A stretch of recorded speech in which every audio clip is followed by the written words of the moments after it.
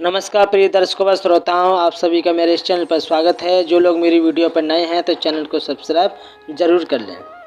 एक सुंदर प्रसंग है, आप इसे बड़े ध्यान से सुनिएगा। भक्ति किसे कहते हैं, भक्ति के बारे में आपको अभी पता चल जाएगा। गुरुकुल में और भी बच्चे थे प्रहलाद के संग।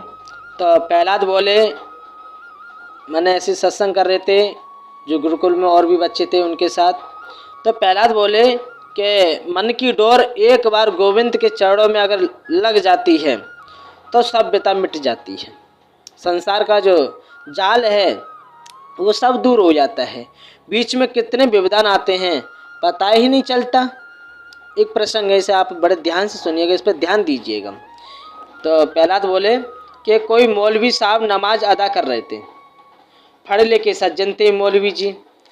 सामने से कोई नारी जा रही थी, उसने मौलवी जी की चादर पर पांव रख दिया। तो मौलवी जी को गुस्सा आ गया कि खुदा की इबादत में लगा था मैं, और वो स्त्री चादर पर पांव धर के चली गई। वो लौट कर आएगी तब देखूंगा उसे। वे लौट कर आ रही थी, उसे रोक कर कहा, शर्म नहीं आई तुम्हें? मैं नमाज अदा कर रहा था। उस चादर पर पैर रखकर चली गई। उस बालिका ने जवाब दिया, बाबा तुम्हारी चादर पर मेरा पैर कब रख गया मुझे नहीं मालूम। तो मेरी दाढ़ी सफ़ेद हो गई है, मैं झूठ बोल रहा हूँ। तो उस बालिका ने क्या कहा, बाबा मैंने अपने प्रेमी को समय दिया था मिलने का, सो मेरा मन तो जुड़ा था प्रेमी से। मैं जल्दी में थी, कहीं देर ना हो जाए, इसीलिए ध्यान नहीं रहा कि किसकी चादर नीचे बिछी है, क्योंकि मेरा मन मेरे प्रेमी से जुड़ा था। परंतु क्षमा करना, तुम खुदा की कैसी इबादत कर रहे थे कि मेरे पैर रखने की बात तुम्हें ध्यान है? यदि वास्तव में तुम्हारा मन खुदा में लगा होता तो सामने से कौन गुजरा तुम्हें पता ही नहीं चलता। इसका मतलब मन खुदा में नहीं गुटका में लगा हुआ था। इतना सुनते ही मौलवी के हाथ में जो माला थी वो छूट गई। उस बालिका के चौड़ों में गिरकर बोले, बेटी तुमने मेरी आज आंख खोल दी। इबादत का मतलब है सब कुछ भूलकर उसमें लग जाना। मन जब इधर उधर हुआ तो इबादत कैसी? मौलवी का जीवन बदल गया। तो कहने का तात्पर्य यह है, गोविंद से संबंध जोड़ो। बच्चों ने कहा, संबंध जुड़ेगा कैसे? प्रहलाद बोले, केवल कीर्तन करने से जुड़ेगा।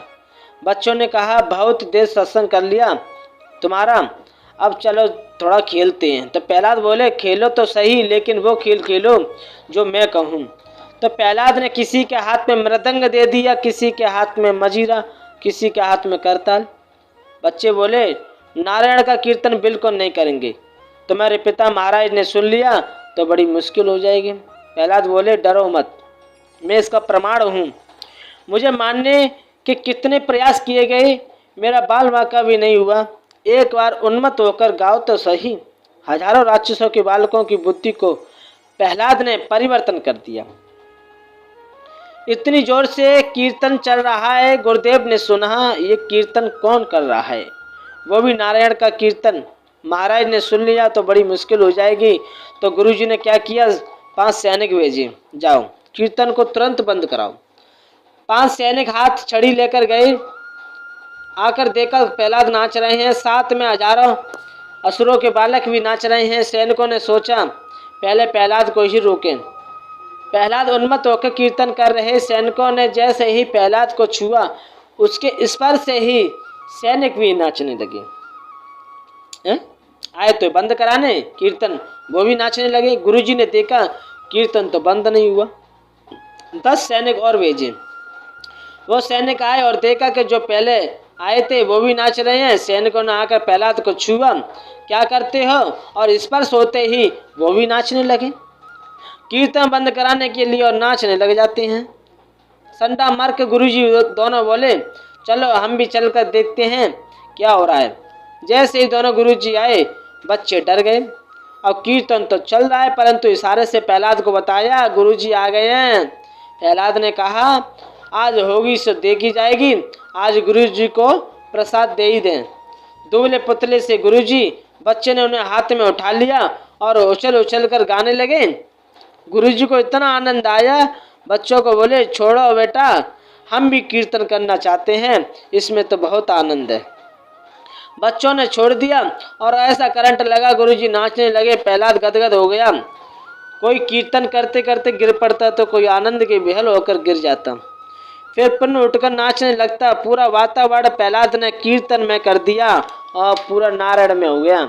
ऐसा कीर्तन हुआ, हिरण्यकश्यप आए और आकर देखा कि यहाँ तो सब नाच रहे हैं, गुरुजी भी नाच रहे हैं, सैनिक भी नाच रहे हैं। यदि कीर्तन प्रहलाद को हिरण्यकश्यप छू लेते तो बिना नाचे हिरण्यकश्यप भी नहीं रहता।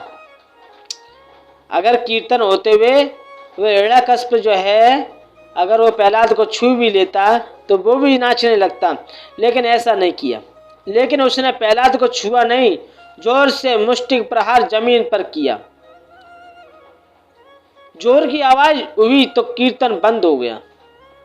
ये सब क्या हो रहा है? क्यों गुरुजी? गुरुदेव बोले, महाराज आपसे हम सत्य कहते हैं, हम तो प्रहलाद को मना करने आए थे, लेकिन इसको छूते ही ऐसा करंट लगा कि हम भी नाचने लगे। परंतु सुनिए महाराज, आनंद बहुत आया। हिरण्यकश्यप क्रोधित होकर बोला, शांत रहिए, एक तो बच्चों की बुद्धि को बिगाड़ते हो, फिर कहते हो आनंद आया। दौड़कर प्रहलाद को पकड़ लिया। मैंने तुम्हें समझाने का बार बार प्रयास किया, लेकिन तुमने मेरी एक बात नहीं सुनी। आज यमराज के पास जाने से तुम्हें कोई रोक नहीं सकता। किसने तुमको बड़बोला बनाया? इतना उद्दंड तुमको किसने बनाया?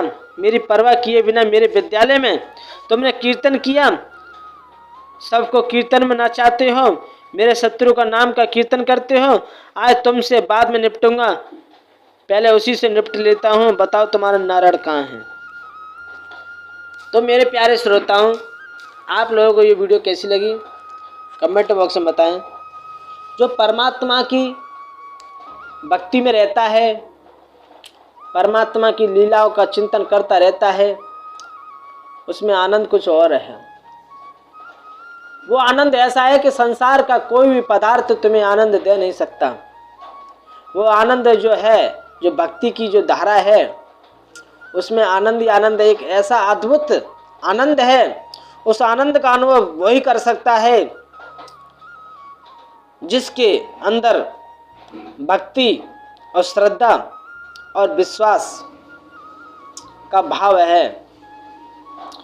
बिना भक्ति के वो उस आनंद को प्राप्त नहीं कर सकता।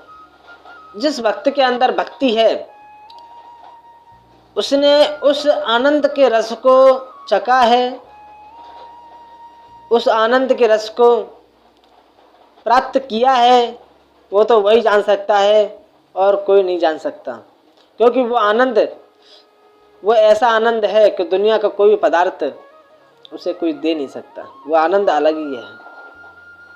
वो तो एक ऐसा आनंद है कि उस आनंद में मग्न हो जाने से हम शुद्ध बुद्ध सब भूल जाते हैं और मग्न हो रहते हैं। वो आनंद कुछ और अलग ही है। उस सत्य की मैं, उस आनंद की मैं जितनी सराहना करूं उतना कम है। तो मेरे प्यारे श्रोताओं, भक्तजनों, आप लोगों को ये वीडियो कैसी लगी कमेंट बॉक्स में बताएं। जय श्री कृष्ण, जय श्री।